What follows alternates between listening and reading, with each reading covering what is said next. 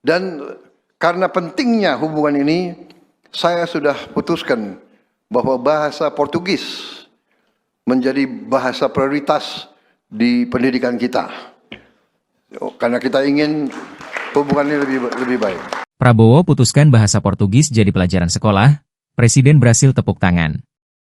Presiden Brasil Luiz Inácio Lula da Silva tepuk tangan usai Presiden RI Prabowo Subianto membuat keputusan menjadikan bahasa Portugis sebagai pelajaran di sekolah Indonesia.